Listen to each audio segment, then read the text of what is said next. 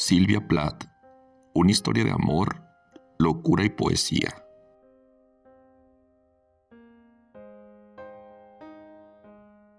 Al principio de su carrera literaria, hubo quienes la ubicaban a la sombra de su marido, el poeta laureado Ted Hughes. Sin embargo, Sylvia Plath supo trascender con sus poemas poderosos, confesionales, en los que las palabras muchas veces jugaban con el doble y hasta el triple sentido. Libros como El Coloso, Árboles en invierno y sobre todo Ariel retrataron angustias, obsesiones y reflexiones acerca de su vida personal, el amor y la depresión, la libertad y el sofocamiento, la pérdida y la muerte. El 27 de octubre de 1932 nació en Boston una de las poetas más importantes de la literatura estadounidense, Sylvia Plath. A través de su escritura profunda, sufrida e incluso oscura, Plath le hablaría al mundo sobre el dolor y la enfermedad mental, convirtiéndose así en una de las mayores exponentes del género confesional. Sylvia Plath creció en una familia formada por sus padres, Otto Emil Plath y Aurelia Schober, ambos profesores universitarios de ascendencia alemana, y su hermano Warren, nacido en 1935. Desde pequeña, Sylvia destacó por ser sumamente perfeccionista y aplicada. Escribía, pintaba, tocaba el piano y acumulaba matrículas de honor. A los 8 años, publicó su primer poema en una revista de Boston y a partir de entonces vivió impulsada por su vocación literaria. En 1940, Otto Plath falleció a causa de una diabetes que nunca quiso tratarse. Aquella muerte prematura destrozó por completo a la joven Sylvia, que con 9 años se vio abocada a su primera depresión. Durante su proceso de duelo, Plath tuvo que lidiar con 2 grandes heridas. Por un lado, el dolor que le producía haber sido traicionada por su padre al haber muerto, pese a que habían tenido una relación complicada, ya que él era un hombre muy autoritario. Y por otro lado, los desencuentros con su madre, a quien siempre echó en cara que no llorara en público la pérdida de su marido. Siendo ya una adolescente, Sylvia empezó a escribir un diario personal que mantuvo durante toda la vida, al igual que otras reconocidas autoras como Virginia Woolf o Anais Nin. En el diario, Plath comenzó a cuestionarse su rol como mujer en una sociedad que esperaba de ella que se convirtiera en una madre sumisa, como la suya, cosa que contrastaba con su intención de ser una feminista radical. «Mi gran tragedia es haber nacido mujer», escribió.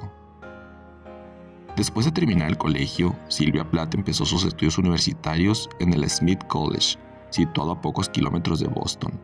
Durante el primer año de carrera, la escritora intentó suicidarse por primera vez, motivo por el cual fue ingresada en el Hospital McLean, una institución psiquiátrica en la que la trataron con electrochoques. Tras este difícil episodio, Sylvia Plath remontó y consiguió terminar el curso con honores, dejando aquel oscuro momento atrás y confiando en que aquello jamás se volvería a repetir. Sin embargo, al poco tiempo le diagnosticaron depresión clínica, una patología que sufriría en repetidas ocasiones a lo largo de su vida. Pese a todo, Plath siguió adelante con su carrera universitaria y gracias a sus notas sobresalientes, obtuvo una beca Fulbright que le permitió ir a estudiar a la Universidad de Cambridge en Reino Unido. Fue entonces cuando conoció al poeta inglés Ted Hughes, con quien se casó el 16 de junio de 1956. Durante todo ese tiempo, Sylvia continuó escribiendo y publicó algunos relatos y poemas en el periódico universitario. Después de la boda, la pareja de escritores decidió trasladarse a Estados Unidos, donde residieron entre 1957 y 1959. Plath empezó a dar clases en el Smith College, la misma institución en la que ella había completado sus estudios, y continuó con su creación literaria. Sin embargo, al poco tiempo de regresar a su país natal, Sylvia descubrió a su marido coqueteando con un estudiante en el campus y su idilio romántico se quebró por completo.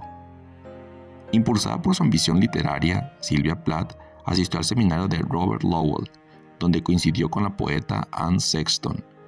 que se convirtió en su amiga y con el tiempo en una de las autoras con las que más se le ha comparado.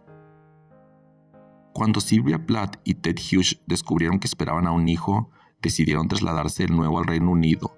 Primero vivieron en Londres y después se mudaron a North Taunton, un pequeño pueblo de Devon. En 1960, Sylvia Plath dio a luz a Frida, su primera hija, y publicó El Coloso, su primer poemario. Un año más tarde, la poeta recitó en la BBC su famoso poema Tres mujeres, una composición en la que narra la maternidad desde una perspectiva feminista y antibelicista. En su poema, Plath también habló del aborto que había sufrido meses después de tener a Frida y de cómo aquel dolor la había sumido en una completa oscuridad. La experiencia en la BBC determinó por completo el estilo poético de Plath, ya que a partir de entonces empezó a escribir sus poemas con la intención de que fueran leídos en voz alta. En 1962, la escritora tuvo a su segundo hijo, Nicholas, y en octubre de aquel mismo año decidió separarse de su marido. La relación entre los escritores, que ya se había empezado a deteriorar en los Estados Unidos, fue de mal en peor, tras descubrir varias infidelidades por parte de su marido, que mantenía una relación extramarital con la poeta Asia Weevil, y padecer sus malos tratos. Sylvia Plath decidió que quería alejarse de él. Así, la poeta regresó a Londres con sus dos hijos, alquiló un piso en el que había vivido el escritor W. B. Yeats, al que ella misma consideró un buen presagio, y trató de empezar una nueva vida. El invierno de 1962 a 1963 fue una de las épocas más duras de la vida de la escritora. Sola, con dos niños, alejada de su ciudad natal, enferma y con problemas económicos, Sylvia cayó de nuevo en el lugar más oscuro de su mente. En enero de 1963, la escritora publicó su primera y única novela, La campana de cristal, un relato semi-autobiográfico centrado en el personaje ficticio de Esther Greenwood, una periodista que sufre un momento de inestabilidad emocional que la conduce a un episodio depresivo. La primera edición la publicó bajo el seudónimo Victoria Lucas, pero en 1967 la novela ya apareció firmada con su verdadero nombre. Una muerte trágica. La mañana del 11 de febrero de 1963, las dificultades y el peso de la vida pudieron más con Sylvia Plath. La escritora se despertó, preparó el desayuno para sus dos hijos que estaban en casa con ella y se quitó la vida metiendo la cabeza dentro de un horno y abriendo la llave de gas. Tristemente, Sylvia Plath no contó ni con el apoyo, ni con los recursos, ni con las personas necesarias para curar su salud mental y fue abatida por la depresión y el trastorno bipolar que algunos creen que padecía, contra lo que había luchado desde su juventud. Su cuerpo fue enterrado en el cementerio de Heptonstall, en West Yorkshire, Inglaterra. Y la tragedia no terminó allí. 6 años más tarde, Asia Weevil asesinó a su propia hija y se suicidó, poniendo fin a aquel triángulo amoroso que solo consiguió desesperación, locura, muerte y un puñado de poemas de sus protagonistas. A partir de entonces, Hughes no solo tuvo que lidiar con su propia historia, sentimientos y fantasmas, sino también con una condena social, sobre todo de parte de grupos feministas y admiradores de Plath. Reconocimientos y publicaciones póstumas. Tras fallecer su primera esposa, Ted Hughes adquirió los derechos de explotación de la obra de Plath y se convirtió en el editor de su legado literario. Hughes supervisó y editó sus manuscritos y en 1965 publicó el poemario Ariel, en el que están recopilados los poemas que Sylvia escribió durante los últimos meses de su vida. Ariel es considerada la obra maestra de Sylvia Plath, tanto por sus profundas reflexiones sobre el corazón roto, como por la creatividad y la radical honestidad con la que describe su dolor. En Ariel están los famosos poemas Daddy y Lady Lazarus, en el que Plath habla sobre el suicidio y hace un homenaje a la supervivencia.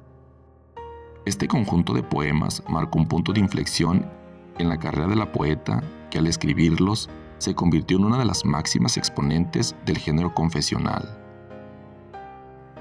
En los años siguientes, Hughes publicó Cruzando el agua, 1971, y Árboles invernales, 1972, además de una colección de cuentos, fragmentos de sus diarios y ensayos titulada La caja de los deseos, 1977. Muchos críticos han acusado a Ted Hughes de haber utilizado y censurado la obra de Sylvia Plath en su beneficio. De hecho, lo primero que hizo el poeta al adquirir los manuscritos de Plath fue destruir el último volumen de sus diarios, en los que la autora narraba el tormentoso matrimonio que compartieron. Antes de morir, Hughes publicó Cartas de cumpleaños, donde compiló todos los poemas que le había escrito a Sylvia, ganadora del primer Pulitzer póstumo. A partir de la década de 1980 y 1990, se empezó a estudiar la obra de Plath desde una perspectiva crítica, feminista y de género. En 1982, la escritora fue reconocida con el Pulitzer de poesía por su obra recogida en poemas completos, siendo la primera autora en recibir este premio de manera póstuma. Poco después, en 1998, se publicó la edición casi completa de sus diarios. Pese a su temprana muerte y la pérdida de parte de su trabajo, la obra de Sylvia Plath está considerada como una de las piezas más extraordinarias de poesía del siglo XX. Por eso sus poemas se siguen leyendo, recitando e interpretando hoy en día, haciendo eco de la voz de una autora que plasmó de la manera más honesta y visceral lo que es el dolor. Sylvia Plath, una historia de amor, locura y poesía. Eleazar Román.